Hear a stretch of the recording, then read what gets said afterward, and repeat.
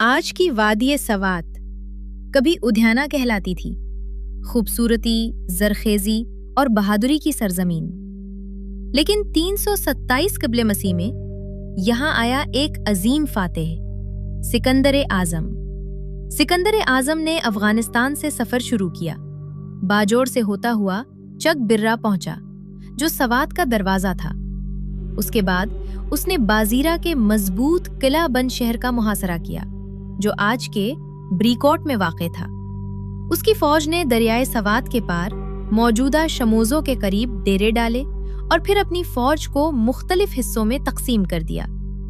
فوج کا ایک حصہ اڈی گرام کی طرف بھیجا گیا جہاں ایک اور مضبوط قلعہ موجود تھا۔ یہ جنگ کئی ماہ تک جاری رہی۔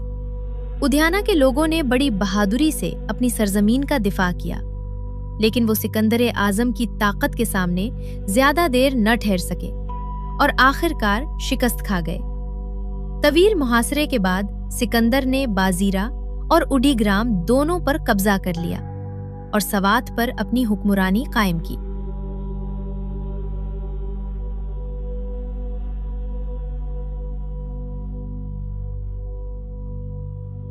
قدیم روایات کے مطابق سوات نہایت زرخیز علاقہ تھا۔ یہاں اناج، پھل اور خوراک کی بھرمار تھی۔ سکندر نے اپنی فوج کے لیے یہاں سے وافر رسد جمع کی۔